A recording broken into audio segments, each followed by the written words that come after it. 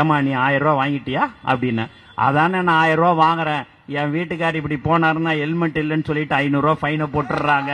1000 ரூபா போட்டு காவல்துறையை நீங்க எக்காரணத்தை கொண்டு நீங்கள் தவறாகவே நீங்கள் நினைக்க கூடாது. அவர்களும் நம்மளை போர் ஒரு மனிதர்கள் தான். அவர்களுக்கு வேற வழி இல்லை. நான் கொடுக்கற மாதிரி அந்த 1000 ரூபா கொடுக்கறேன், நீ எப்படியாவது வசூல் பண்ணி நீ ஃபைன் போட்டு எப்படியாவது வாங்கி நீ திருப்பி கொடுத்துருன்னு சொல்லும் போது, மேலதிகாரிகள் சொல்லும் போது அவர்களால் வேறு எதுவும் செய்ய முடியாது. ஆகவே நாம் எல்லோரும் அவர்கள் தான் செய்கிறார்கள்.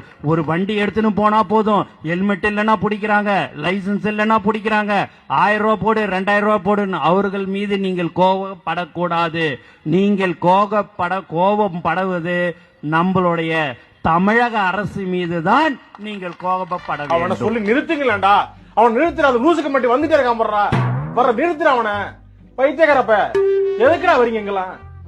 டேய் டேய், என் மூளை கட்டப்பல, என் முட்டாப்பல, என் மக்கட்ட மக்கட்ட மக்கட்ட, டேய் ஒன்னாடா போடா, அப்படி போடா.